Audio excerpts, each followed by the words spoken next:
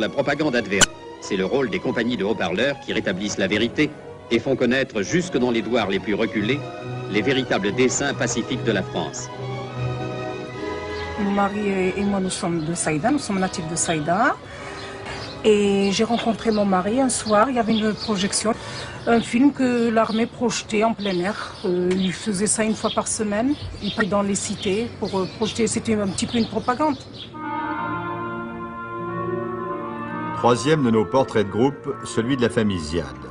Tandis que Mokhtaria, sa future femme, milite au FLN à Saïda, Yahya Ziad cherche à rejoindre le maquis avant d'être enrôlé par hasard au commando Georges, le plus redouté des commandos de chasse. Répartis progressivement dans toute l'Algérie, ils sont la forme la plus agressive de l'utilisation des harkis. J'avais à peine 13 ans. Et j'ai voulu, moi aussi, je voulais monter au maquis. J'avais un oncle qui était au maquis, qu'il était lieutenant au maquis. Un jour, je lui ai rendu visite et je suis sorti à la campagne. Et c'est la première fois dans ma vie que j'ai vu la FLN. J'ai vu la Katiba, si on veut. On appelait la Katiba c'est une compagnie à l'époque. Et c'était vraiment, c'était impressionnant parce que quand on voyait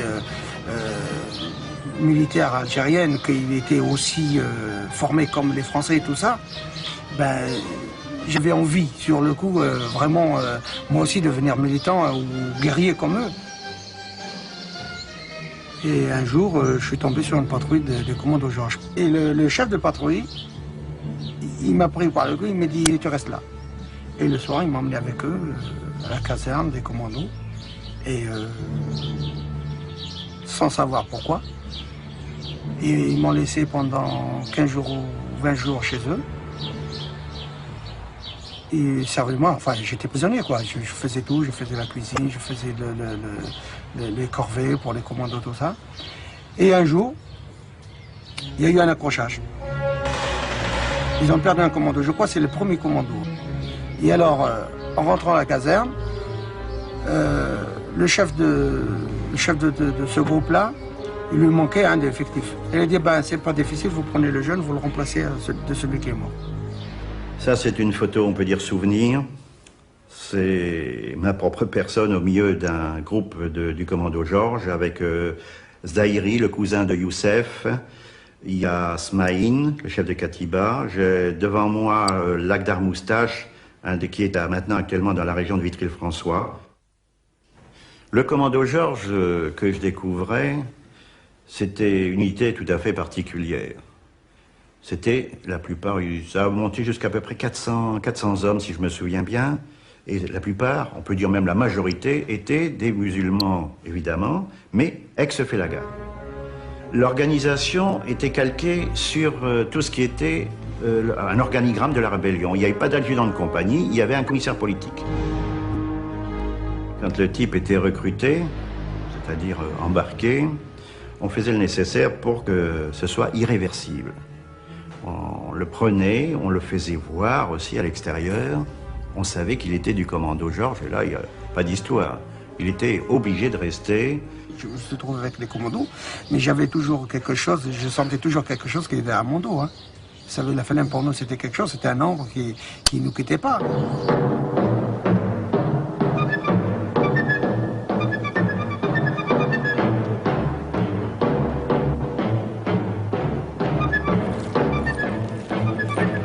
Qui sont ces hommes, Kirchendorfer? Ce sont les hommes du commando Georges. Partout où je suis allé, ben, le rebelle disparaissait, s'évanouissait, ou il était prisonnier. Maintenant, je peux vous dire que l'Algérie, moi, en ce qui me concerne, qui fait la guerre quand même contre les Allemands, parachuté sur les Allemands, 10 ans d'Indochine, pour moi, l'Algérie, c'était pas la guerre. Comparé à l'Indochine, l'Indochine, c'était la guerre. Mais l'Algérie, non, pour moi, c'était pas la guerre. C'était quelque chose de spécial. Avec un bon régiment para bien entraîné, vous alliez partout, vous étiez le maître partout. Ijard, il a donné un modèle. Il a voulu faire, avec les bons petits, comme on disait, faire des paras. Il leur a donné l'esprit qui était avant dans les paras, il leur a donné aux jeunes, l'esprit du corps. En Algérie, avec les parachutismes, enfin, c'était facile. Et c'était tellement facile qu'on a dit, ce Bijard, on en parle beaucoup, on va lui donner un secteur pourri. Faut voir, on m'a pas fait de cadeau dans ma vie, hein, croyez-moi. Alors, le secteur de Saïda, qui était un secteur pourri. Alors, j'arrive là-dedans, avec quelques officiers.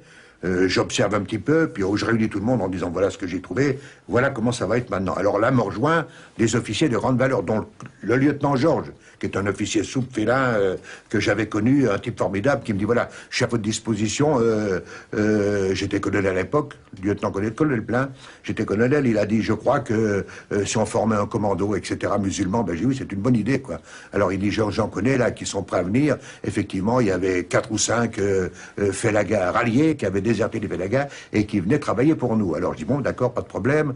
Alors je réunis, je crois qu'ils étaient 5 ou 6 et je dis à ces félagas, vous allez monter la tente là sur le sommet là, je vous donne chacun une arme et vous amenez le lieutenant Griot avec vous qui n'a pas d'arme.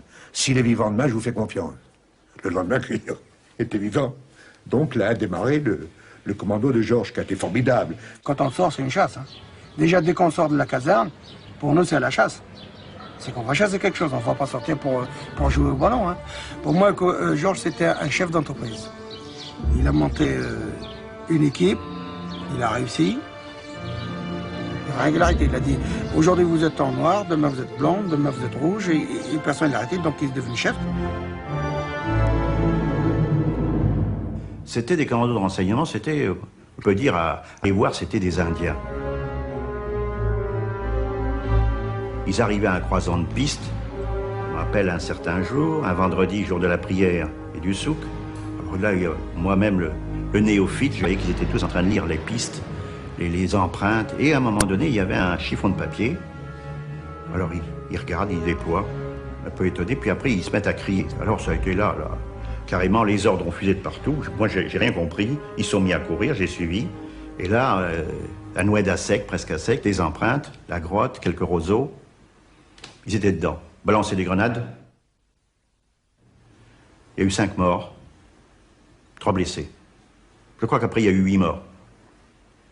Tous les commandos, chaque fois qu'ils sortent sur renseignement. Les renseignements s'étaient donnés pour tout le monde. Le suspect qui est passé devant les commandos, ben, croyez-moi, il n'oubliera jamais.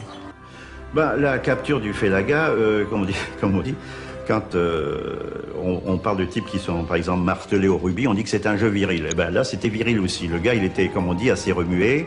Ils avaient toujours des bâtons ou des cannes. J'ai remarqué ça. Ils avaient toujours des bâtons. Et même en s'amusant entre eux, ils se tapaient à coups de gourdin, que c'était assez étonnant. Mais enfin, c'était leur façon de faire. Alors le type était envoyé à l'arrière, mais alors il était bien accompagné avec des coups. Autant dire qu'il était accéléré.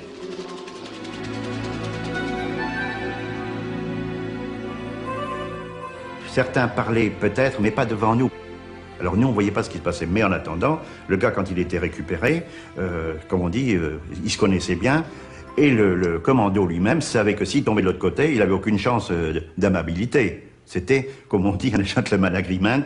T'as pas plus de chance si tu tombes toi que moi si je reste ici. Mais vous savez, ce n'est pas naturellement minimiser ces atrocités que de faire observer que toute la guerre a été, souvent le FLN voulait terroriser, donc émasculer les gens, crever les yeux. Il est arrivé à l'armée française de napalmer, on parlait de torture, etc. Il y avait une espèce d'équilibre, si j'ose dire, de la terreur pour essayer de gagner les populations. Alors c'était un peu, on était dans un système absurde.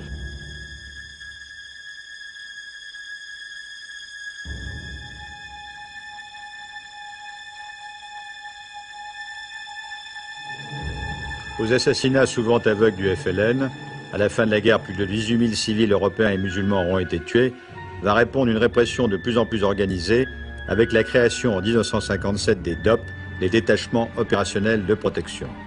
Dans l'anonymat et l'indifférence des unités combattantes, certains